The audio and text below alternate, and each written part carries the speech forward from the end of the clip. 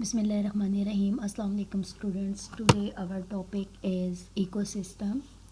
Ecosystem जो है वो इकोलॉजी का जो है वो एक कोर्स है जिसमें हम इको सिस्टम को जो है वो स्टडी करते हैं. नेक्स्ट है हमारे पास the study of relationship between the living organism and their environment. जो हम रिलेशनशिप को स्टडी करते हैं लिविंग ऑर्गेनिज्म का उसके एनवायरनमेंट के साथ, उसको हम जो है वो ये हम इकोलॉजी में जो है इसको इकोसिस्टम के रिलेशनशिप को जो है वो हम स्टडी करते हैं. नेक्स्ट है हमारे पास बायोस्फीयर लेवल ऑफ ऑर्गेनाइजेशन. इसके अंदर हमारे पास जो है वो organism, population, community, ecosystem, biome, biosphere वगैरह जो हैं वो आ जाते हैं. और बायोस्फीयर जो है वो एरिया जो है वो अर्थ का जिसके ऊपर लिविंग ऑर्गेनिजम्स जो हैं वो मौजूद हैं, that is the biosphere. And the biosphere के अंदर जो है वो हमारे पास लिथोस्फीयर, हाइड्रोस्फीयर एंड एटमॉस्फेयर जो है वो इसके अंदर आ जाता है.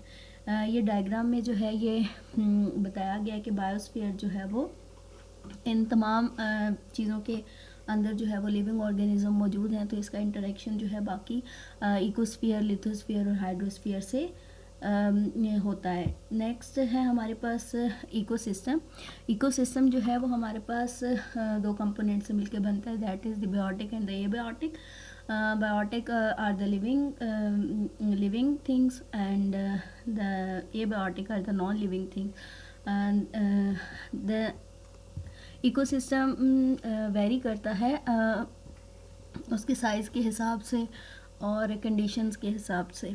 Like there are different ecosystems, like water ecosystem, desert ecosystem है और पोलर इकोसिस्टम जो है वो इकोसिस्टम मौजूद है हमारे एनवायरनमेंट के अंदर.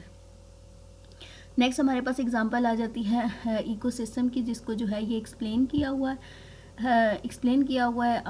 All living and non living factor include the pond. जो पॉन्ड है, जो वाटर इकोसिस्टम है, इसके अंदर भी जो बायोटिक और एबायोटिक कंपोनेंट हैं वो दोनों ही मौजूद हैं. और कोई भी इकोसिस्टम जो है वो बायोटिक और एबायोटिक से मिलकर ही बनता है. उसके किसी एक की भी कमी की वजह से वो बैलेंस इकोसिस्टम जो है वो नहीं रहता. नेक्स्ट है हमारे पास जिस तरह एग्जांपल दिए कि water in the pond, that is the abiotic factor, algae and the plants that are the biotic factor, animals and bacteria, they are also the biotic factor. And water, sunlight, dirt, they all are the abiotic component. Then biotic versus abiotic factor. Biotic are all are the living organism. Living organism have the factor from the living organism. They have interaction between the same species and the different species. Biotic factor जो है वो उनका interaction जो है वो आपस में same species में भी हो सकता है और डिफरेंट स्पीशीज़ के अंदर भी होता है.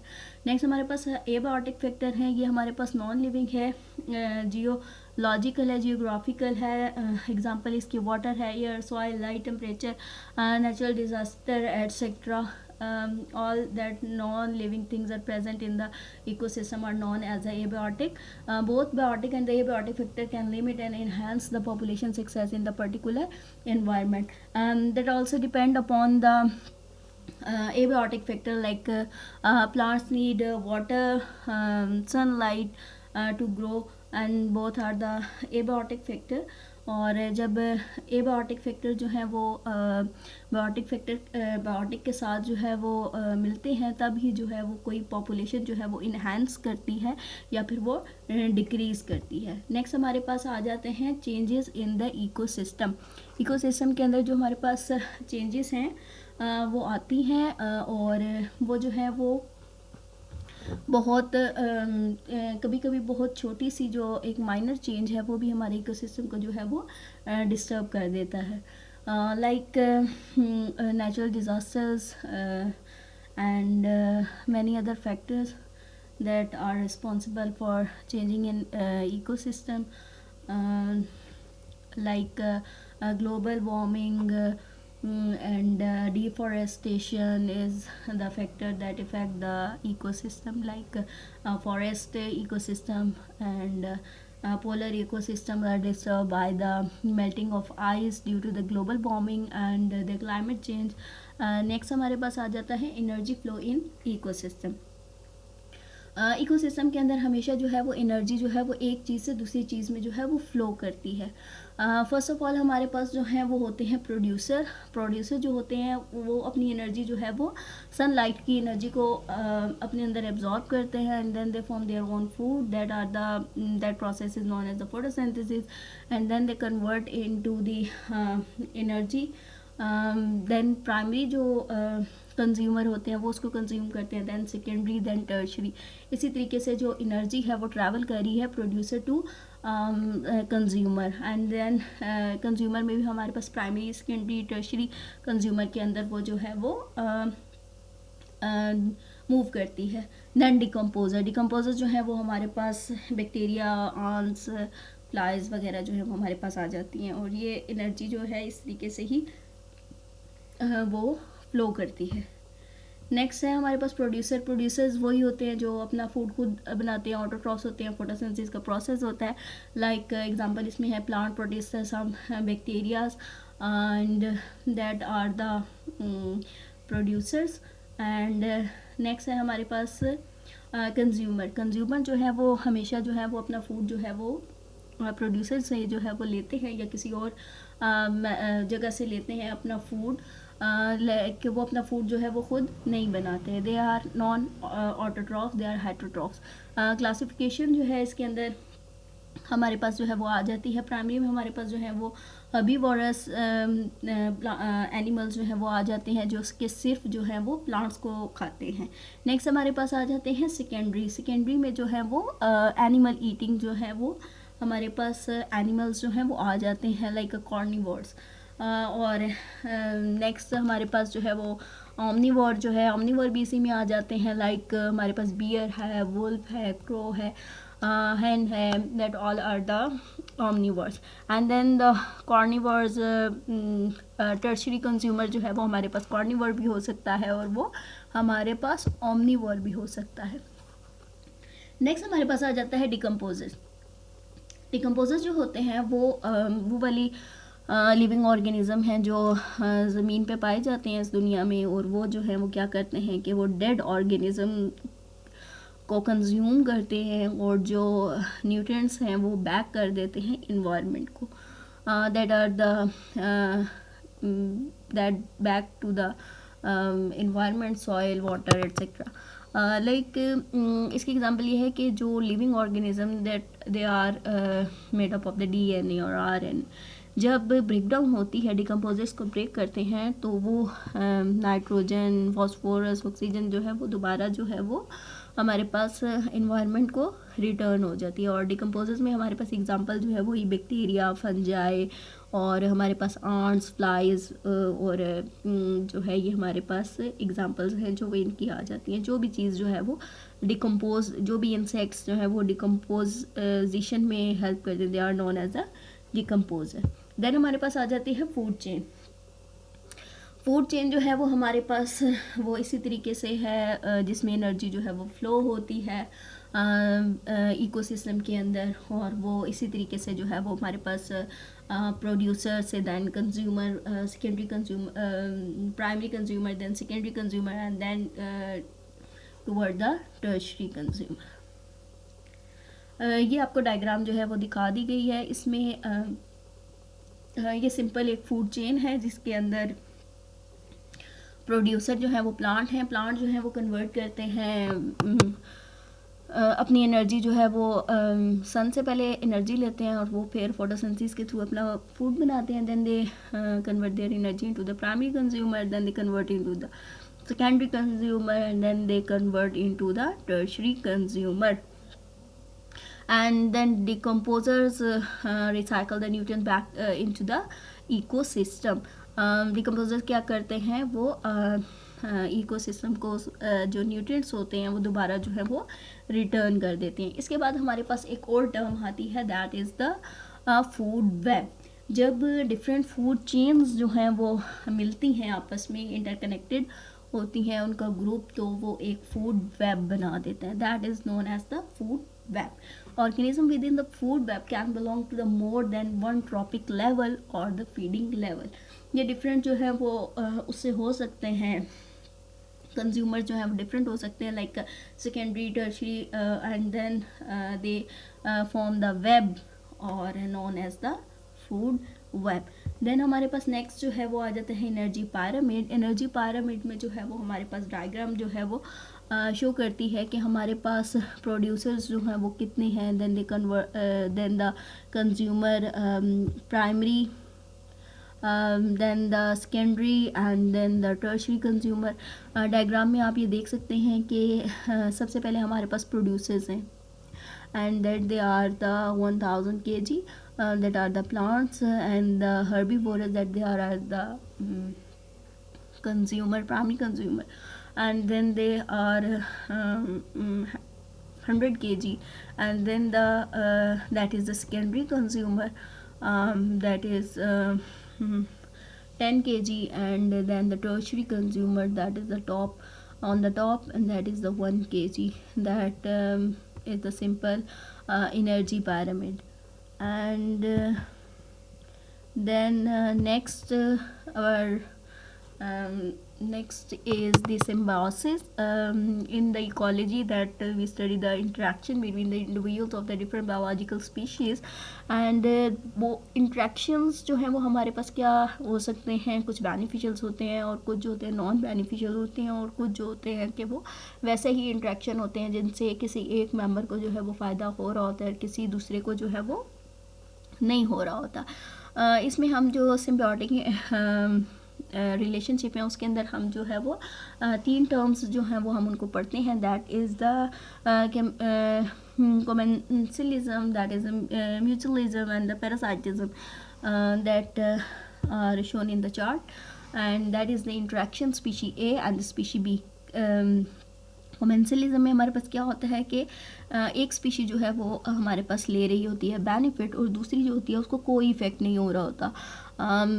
एंड द म्यूचुअलिज्म में जो है वो दोनों को जो है वो बेनिफिट होता है। नेक्स्ट हमारे पास है पैरासाइटिज्म में क्या होता है कि जो एक स्पीशी है उसको फ़ायदा हो रहा होता है और वो दूसरी जो है उसको नुकसान हो रहा होता है।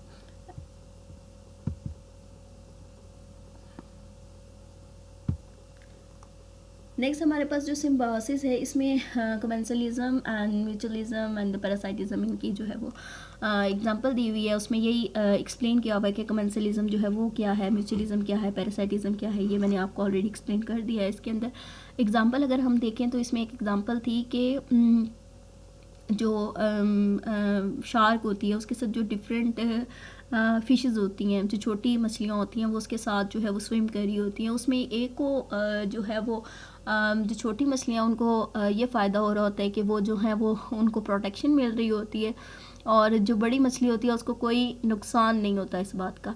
एंड नेक्स्ट हमारे पास है म्यूचुअलिज्म में यही है कि जो दोनों स्पीशीज़ होती हैं दोनों को जो है वो बेनिफिट जो है वो हो रहा होता है। इसमें एग्जांपल हमारे पास फ्लावर एंड द पोलिनेटर्स हैं। फ्लावर जो है उसकी जो है वो पोलिनेशन हो रही होती है, उसकी सर्वाइवल जो है वो उसको इन्हांस कर रहा होता है पोलिनेटर, और पोलिनेटर जो है वो उसको जो है वो कंज्यूम करता है। इसमें बीज भी आ जाती हैं, वो पोलन्स को जो है वो कंज्यूम करती हैं, then they form the honey. And the next one is the parasitism. इसमें तो एक जो है उसको फ़ायदा हो रहा है और दूसरे को नुकसान हो रहा है स्पीशी को। तो इसमें हमारे पास एग्जांपल जो है मॉस्किटो की आ जाती है, जो वॉर्म्स हैं उनकी आ जाती है, बेड बग्स हैं, और जितने भी इस तरह की पैरासाइट्स हैं वो सब जो हैं वो इस इंटरेक्शन में आ जाते हैं। नेक्स्ट हमारे पास है अदर रिलेशनशिप। इसमें हमारे पास प्रीडेटर एंड प्रे जो है वो उसका रिलेशन है, that is the predator hunt and kill eat the prey. Then इसमें हमारे पास एक आगे आ जाता है कंपटीशन। हमने एक वो भी पढ़ी थी सर्वाइवल ऑफ द फिटेस्ट, उसमें यही था कि कंपटीशन होता है और इसमें कंपटीशन जो है उसमें जो फिटेस्ट है वो सर्वाइव करता है, that is also present in the ecosystem. And the other one is the cooperation. Cooperation जो है हमारे पास ऐसे इंट्रैक्शन है जिसके अंदर जो है वो ऑर्गेनिज्म और स्पीशीज जो है वो अपना एक पैक बना लेते हैं, अपना एक ग्रुप बना लेते हैं, जिसके थ्रू वो जो है वो सर्वाइव करते हैं। That example is the wolf packs. Next है हमारे पास carrying capacity. For living things to grow they must to have a proper amount of the temperature, rain, minerals, soil, air, space, found और the sunlight. The carrying capacity or the actual number of the living things that an ecosystem can support is limited by the available energy, water, air, space, food, and the mineral. And the other is the population will grow exponentially until they reach to the carrying capacity, at which point they will level off. Carrying capacity जो है वो एक ecosystem की जो है वो होती है जिसके अंदर कितने लिविंग ऑर्गेनिज्म जो है वो सर्वाइव कर सकते हैं, उनकी जो फूड, न्यूट्रिशन और उनकी जो वैल्यू है, उनकी जो मिनरल, सॉइल वगैरह, अगर वो प्लांट्स हैं तो कितने एरिया में कितनी स्पीशी जो है वो सर्वाइव कर सकती है, that is also the carrying capacity. Next हमारे पास आ जाते हैं बायोजियोकेमिकल साइकिल्स. इसमें जो है हमारे पास जो है वो ये बताया जाता है कि डिफरेंट एलिमेंट्स जो है वो ट्रैवल करते हैं living organism to non living part of an ecosystem that move toward the biotic to abiotic factors, and then that are move from the biosphere to atmosphere, lithosphere, and then to move toward the hydrosphere. And the example is the carbon oxygen cycle through photosynthesis, cellular respiration. And next one is nitrogen cycle. Nitrogen is an essential component of the amino acid and the nucleic acid, DNA, and the RNA. All organisms require the nitrogen to survive.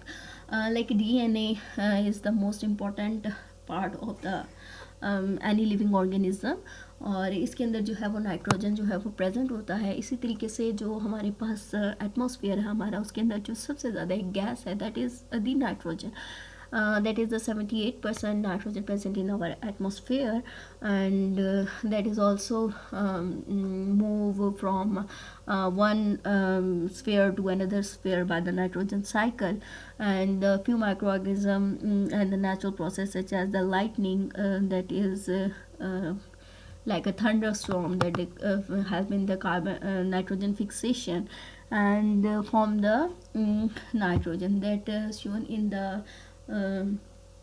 diagram that show that nitrogen that present in the atmosphere, that is the 78% nitrogen present in the atmosphere, then they fixed by the thunderstorm, that is known as the nitrogen fixation.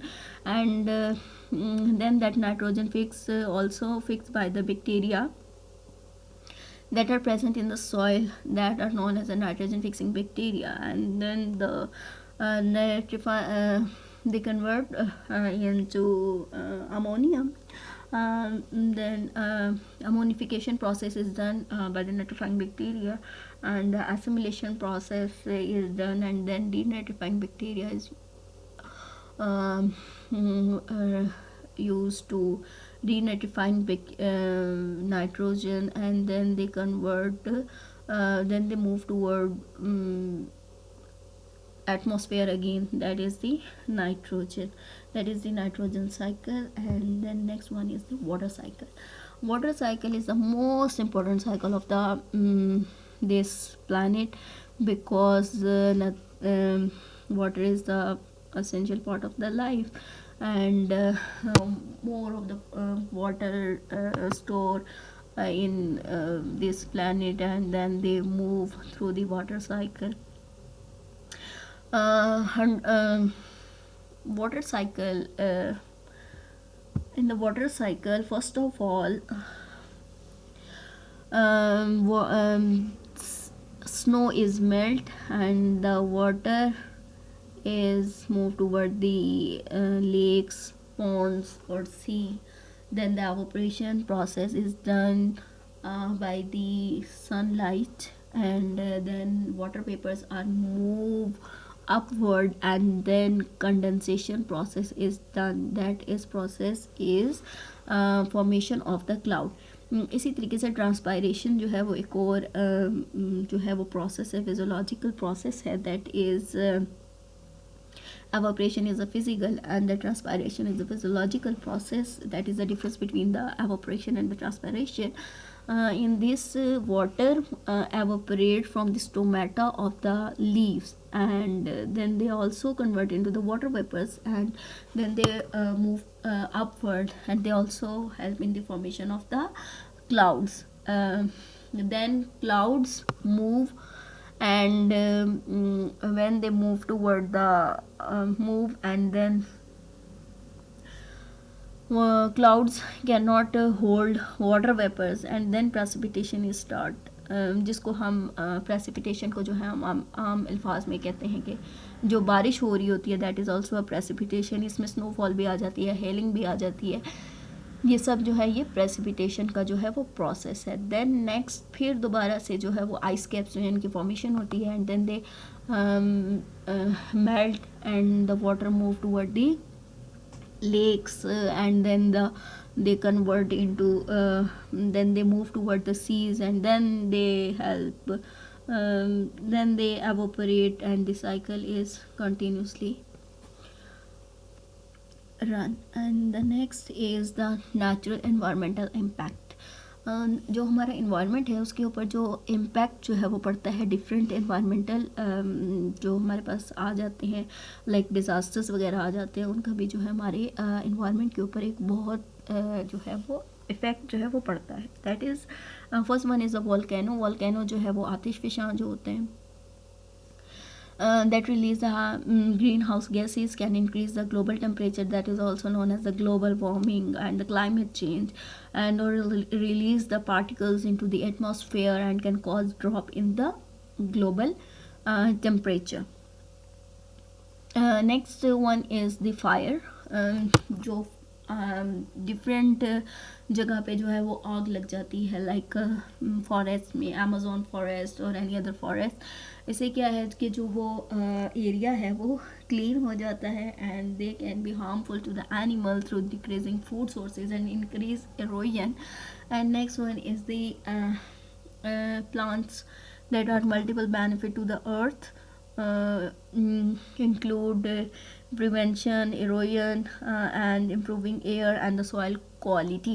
इसी तरीके से अगर जो plants हैं वो natural मतलब अगर होंगे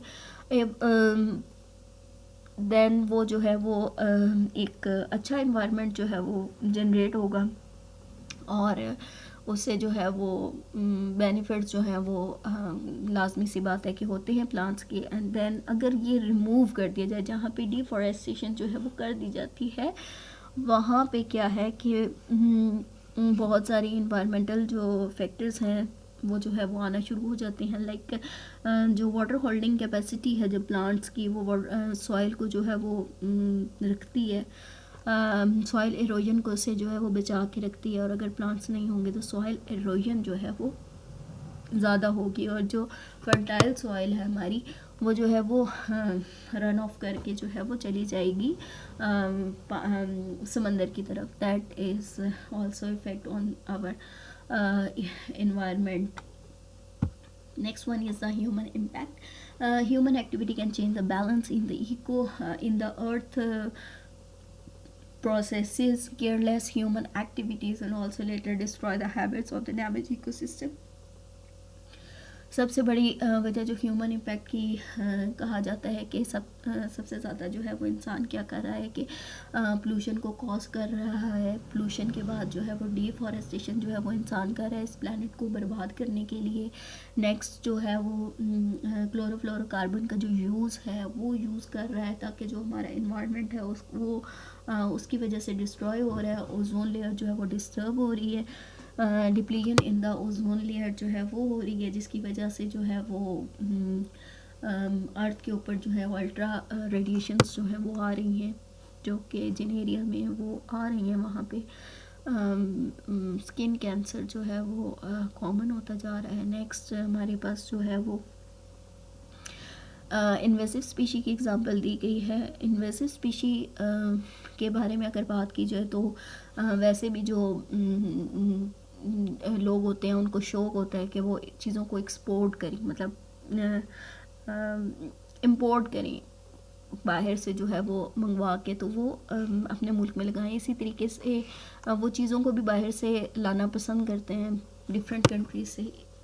और यही जो है ये प्लांट्स के बारे में भी है कि प्लांट्स के अंदर जब इन्वेसिव स्पीशी एक एरिया में आ जाती हैं तो वो नेटिव स्पीशी जो है वो उसके ऊपर उसको इफ़ेक्ट करती हैं। जो नेटिव फ्लोरा होता है वहाँ का, जो नेटिव प्लांट्स होते हैं वो उससे इफ़ेक्ट होते हैं, बिकॉज़ जब एक इन्वेसिव स्पीशी आती है किसी और जगह से तो वो अपने जो इंसेक्ट्स हैं, पेस्ट हैं, वो भी उनके साथ ही आते हैं।